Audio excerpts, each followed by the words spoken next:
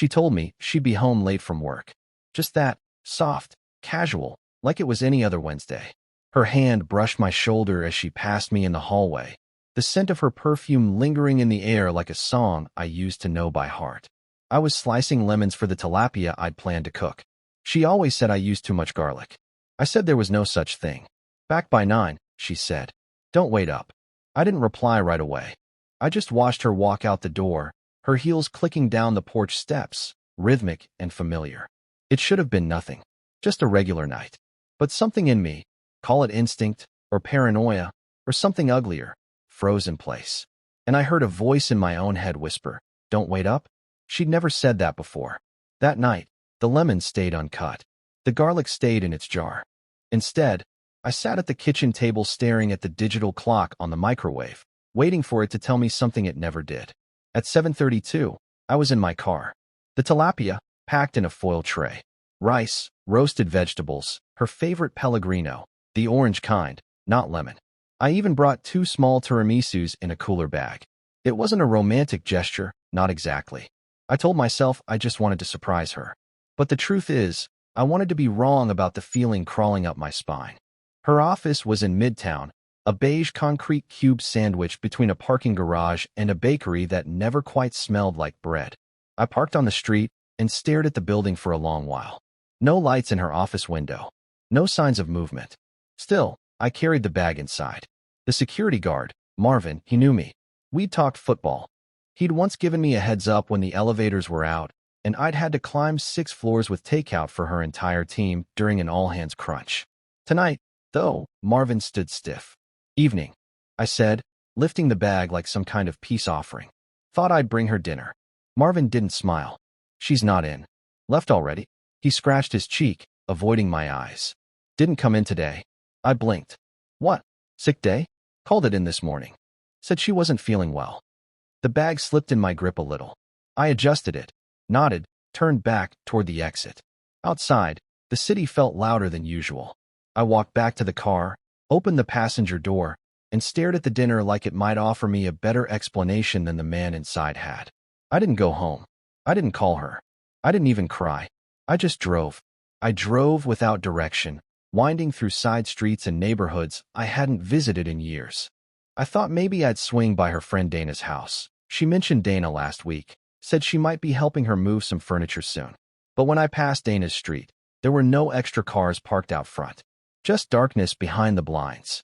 I ended up parked on a hill overlooking downtown, the skyline twinkling like a postcard from someone else's life. The food beside me had grown cold. My hand itched toward my phone, not to call her, but to open the location tracker we'd installed on each other's phones years ago. For safety, we said.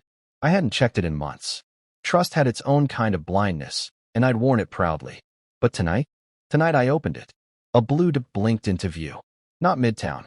Not Dana's. Not anywhere familiar. She was in a residential neighborhood 15 miles north, in a gated community we had once driven past and joked about never affording. My heart didn't race. It didn't sink. It just settled, like it had been waiting for confirmation. I sat there for 10 minutes, maybe 20, just breathing, just thinking. Then I turned the ignition and followed the map. The gate guard was absent, either gone for the night or not hired at all. I slipped through behind a delivery van and parked 2 blocks from where her dot still pulsed, steady and still. A cul-de-sac. 3 houses.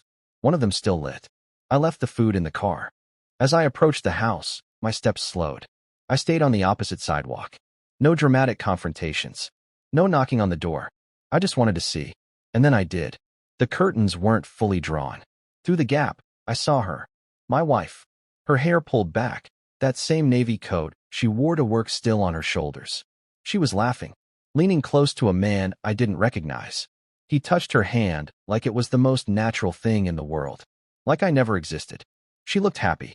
Happier than I'd seen her in months. That hurt more than anything else. I didn't take a photo. I didn't scream or throw rocks. I just stood there, wrapped in the absurd silence of suburban night, watching a version of her I no longer knew. Then I turned and walked back to my car. I didn't cry on the way home, not even when I threw the dinner in the trash. But I did sit on the edge of our bed, in the same spot she used to tie her hair in the mornings, and stared at the wall. Because in that moment, it hit me. She never saw it coming. But I did.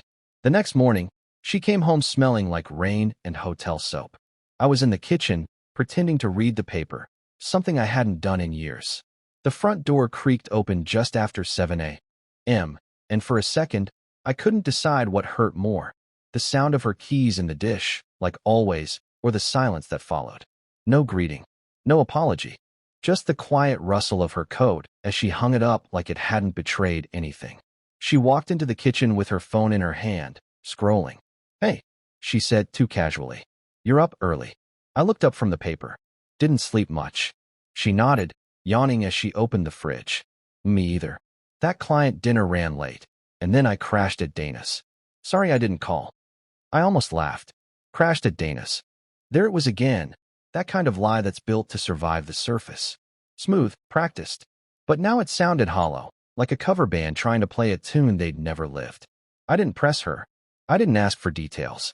Instead, I got up, kissed her on the cheek, and told her I had a work call in 10. Her cheek was cold. She didn't kiss back. And just like that, the day moved forward. Our life carried on. Coffee mugs, car keys, the usual choreography of a marriage that, to the outside world, looked intact. But every second of it felt like a performance I hadn't auditioned for. I didn't follow her again. I didn't need to. Instead, I started noticing the things I had ignored. The late-night texts, always tilted away from me. The long showers with her phone in the bathroom. The passwords she changed without telling me. The way she stopped humming when she cooked. It wasn't rage that took over. It was mourning, quiet and constant. I found myself going into our walk-in closet and just standing there, surrounded by her things. Her scarves, her perfume bottles, the red heels she only wore to conferences. Once, I picked up one of her sweaters and pressed it to my face, just to feel something familiar. All I felt was distance. I didn't tell anyone. Not my brother, not my coworkers, not even my therapist, who I had stopped seeing months ago, ironically at her suggestion. I told myself I needed time. What I really needed was clarity. So I began to document. Not out of revenge, not even for leverage, but because I needed to see it. Unfiltered, undeniable. A kind of proof for the future version of me who might one day question if it was all in my head. Emails, bank records, GPS logs, hotel reservations made under her name. A second Uber account linked to a hidden Gmail address I found on our shared iPad. The pieces formed slowly, like a puzzle she thought I'd never start. One night, while she was asleep, I copied her phone back up to my laptop. I didn't dig through every message. Just one thread. Him. No nickname. Just a name. Marcus. Their messages weren't vulgar. They weren't even overtly romantic. But they were theirs. Inside jokes. Updates on projects. Check-ins. Photos. Her eyes were brighter in the selfies she sent him than they had been in our anniversary pictures. She called him her clarity. I closed the laptop and sat on the floor of our living room, staring at the ceiling until the first light broke through the curtains. I felt hollow, but not surprised. There's a special kind of grief that comes not when something ends, but when you realize it ended long ago, and you were the only one who didn't notice. That weekend, I asked her if she wanted to go away for a few days. Just us, I said. Like old times. She hesitated.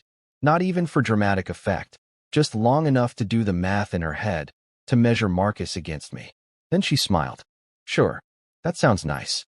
We drove to a lake house we'd visited once before. She slept most of the drive, headphones in. I watched the trees blur past and wondered when she had decided I was background noise. At the cabin, she lit a fire. We drank wine. She laughed at something I said, and, for a second, I saw her again. The girl who danced in hotel lobbies and whispered secrets in movie theaters. But the second passed, and I remembered what I had seen, what I now knew. The next morning, I woke early. She was still asleep, curled away from me like the world outside didn't exist. I pulled on a jacket and went for a walk, the lake fog curling around me like a question I didn't want to answer.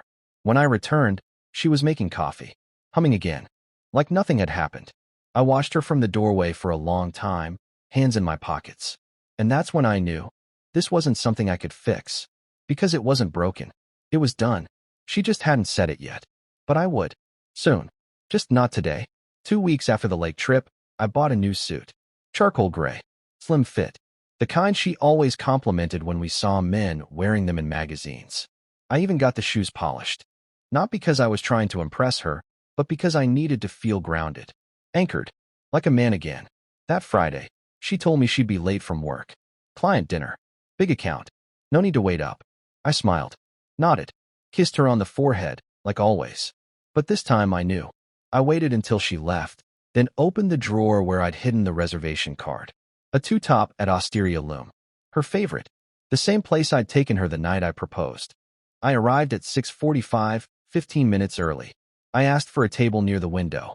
Ordered a bottle of wine, her favorite red. I even brought flowers. Not roses.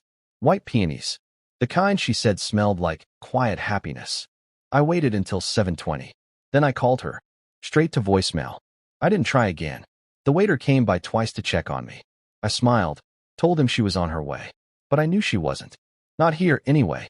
At 7:42, I stood, adjusted my jacket, and left the flowers on the table. A gift for whoever needed them more.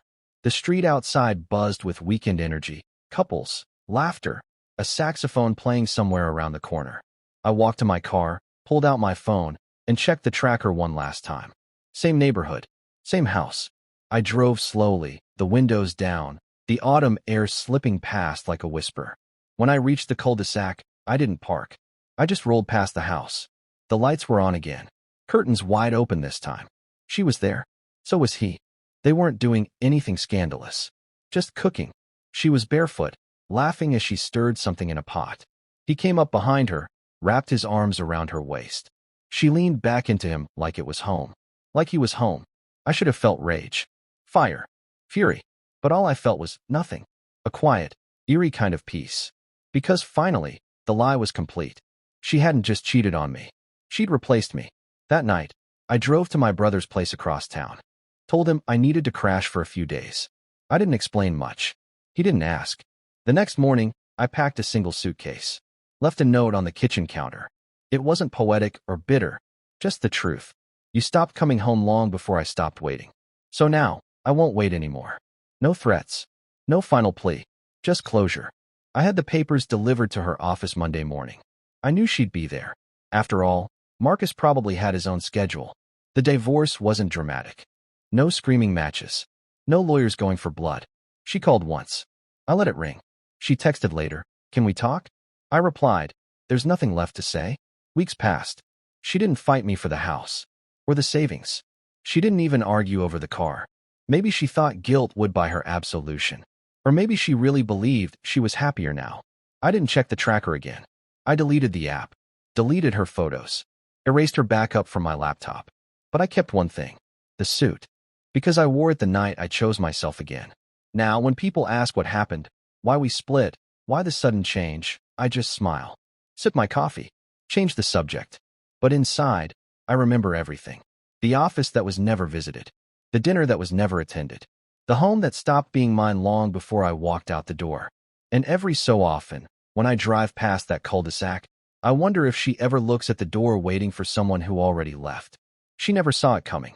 But I did.